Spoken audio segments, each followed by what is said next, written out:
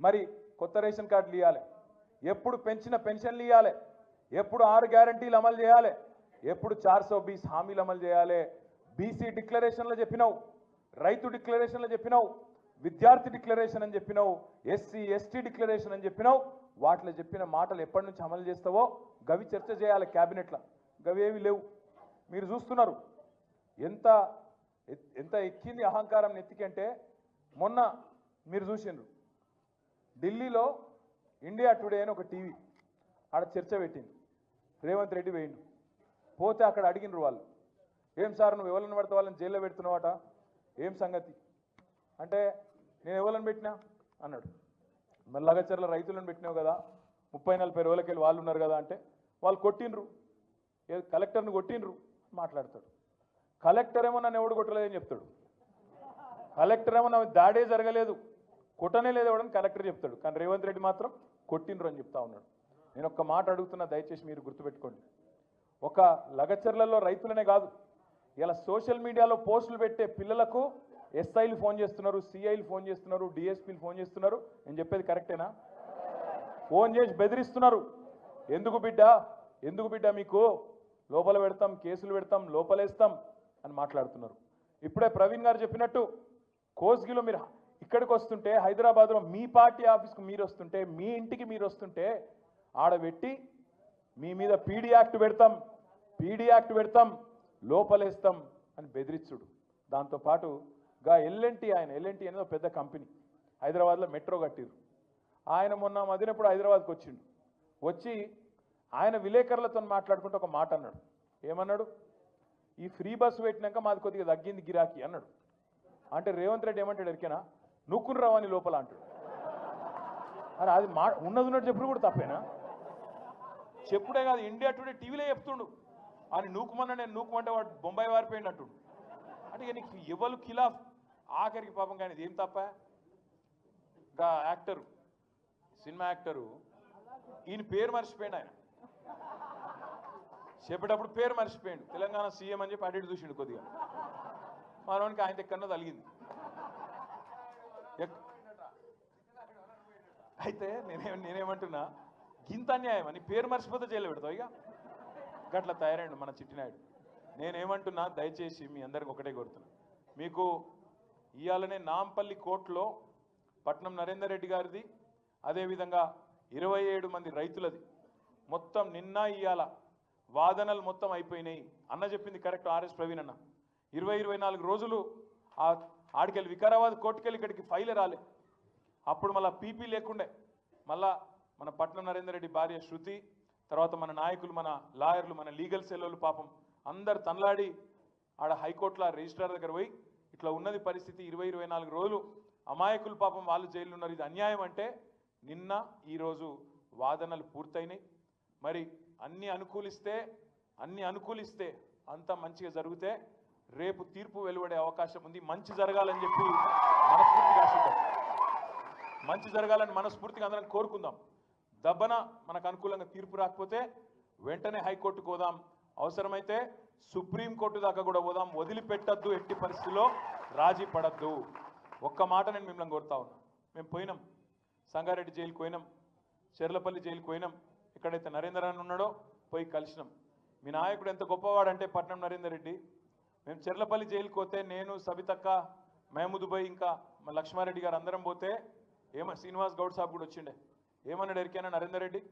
అన్నా నా గురించి విడిచిపెట్టండి అన్నా, ఆ రైతులను విడిచిపెట్టండి, రైతులను జల్దీ బయటికి తీసుకొచ్చే ప్రయత్నం చేయండి, నేను మంచిగానే ఉన్నా, నాకేం కాదు, వాళ్ళని చూసుకోండి మీరు అని చెప్పి మీ నాయకుడు పట్నం నరేందర్ రెడ్డి గారు మాకు చెప్పిండు.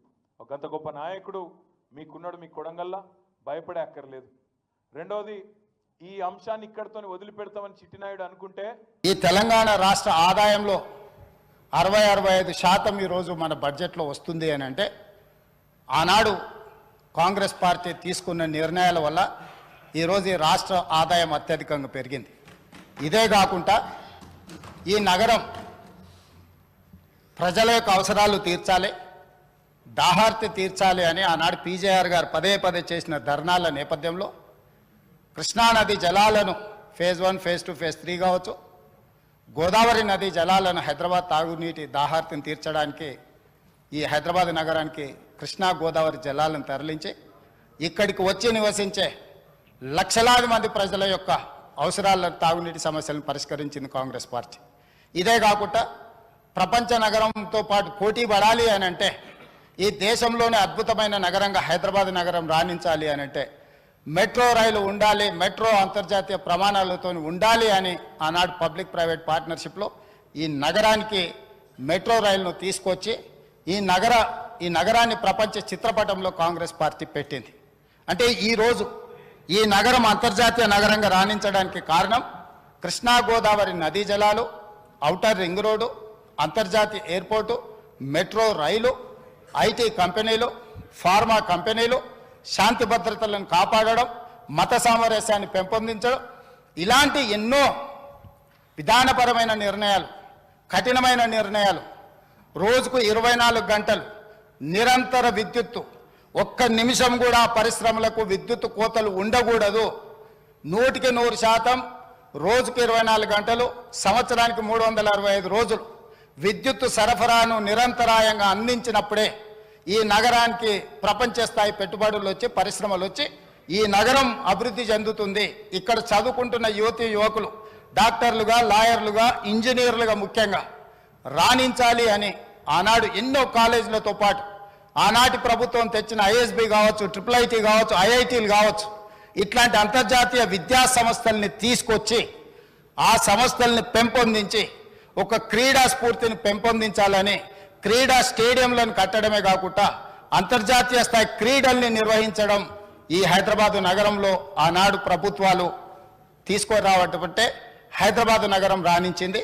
అందుకే ఈరోజు మనము 2 లక్షల పైచిలకు కోట్ల బడ్జెట్కు చేరినామంటే ప్రధానమైన ఆదాయం ఇదే. వీటితో పాటు జలయజ్ఞంలో భాగంగా తెలంగాణ రాష్ట్రం ఎడారిగా మారిపోతుంది. ఈ రాష్ట్రంలో సాగునీటిని మొత్తం ప్రతి ఎకరాకు అందించాలన్న ఒక లక్ష్యంతో జలయజ్ఞంలో భాగంగా కల్వకుర్తి కావచ్చు, భీమా కావచ్చు, నెట్టంపాడు కావచ్చు, కోయిల్సాగర్ కావచ్చు, జూరాల పునరుద్ధరణ కావచ్చు, లేకపోతే ఆర్డిఎస్ ప్రాజెక్టులు కావచ్చు, లేకపోతే శ్రీరామ్ సాగర్ కావచ్చు, శ్రీపాద ఎల్లంపల్లి కావచ్చు, ప్రాణహిత చేవెళ్ళ కావచ్చు, తుమ్మిడిహెట్టి దగ్గర ప్రాజెక్టు నిర్మించడం ద్వారా 38,000 కోట్ల రూపాయలతోని 16 లక్షల ఎకరాలకు నీళ్లు అందించాలి. చేవెళ్ళ ఎక్కడ ఆదిలాబాద్లో తుమ్మిడిహెట్టిలో మొదలుపెట్టిన గోదావరి జలాలను చేవెళ్ళ వరకు వికారాబాద్, తాండూరు నా నియోజకవర్గం, మీ నియోజకవర్గమైన కొడంగల్ మన వికారాబాద్ వరకు తరలించాలని చేవెళ్ళ దగ్గర దాదాపుగా 1,000 కోట్ల రూపాయలు ఖర్చు పెట్టి ప్రాజెక్టులను చేపట్టారు. ఆనాడు మనతో పాటు ధర్నాల పాల్గొన్న దురదృష్టవశాత్తు అటుపోయినా చేవెళ్ళ ప్రాంతానికి, వికారాబాద్ ప్రాంతానికి, తాండూరుకు, కొడంగల్కు నీళ్లు తేవాలని ఆలోచన కూడా చేయలేదు. ఈ నేపథ్యంలో అద్భుతమైన నగరంగా తీర్చిదిద్ది ఔటర్ రింగ్ రోడ్డుని మనం అప్పు తెచ్చి మొత్తం పూర్తి Hyderabad growth corridor limited HGCL నేతృత్వంలో ఈ అద్భుతమైన ఆస్తిని 1,000 లక్షల కోట్ల రూపాయల విలువైన ఆస్తిని 6,500 కోట్ల రూపాయల అప్పు తీసుకొచ్చి నిర్మించి అప్పు పూర్తి చేసి డెట్ ఫ్రీ చేసిన అధ్యక్ష.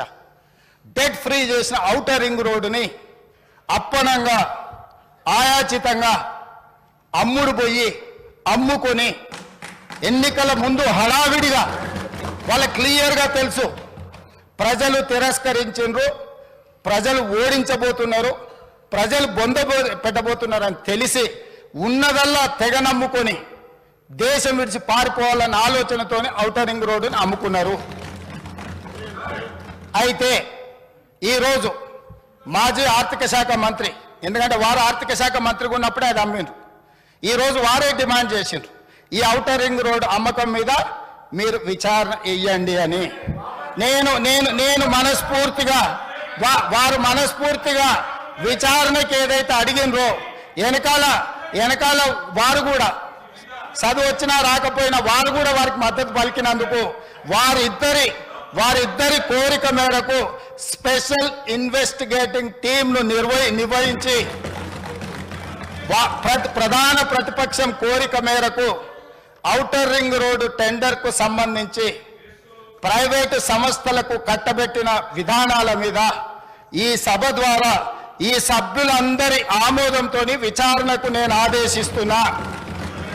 తమరి విచారణకు అనుమతి ఇవ్వాల్సిందిగా విచారణకు సంబంధించిన విధి విధానాలు స్పష్టంగా తెలంగాణ రాష్ట్ర ప్రజలకు నేను హరీష్ రావు గారి కోరిక మేరకు ఔటర్ రింగ్ రోడ్డు టెండర్ విషయంలో పూర్తి స్థాయి విచారణకు ఆదేశిస్తున్నాను.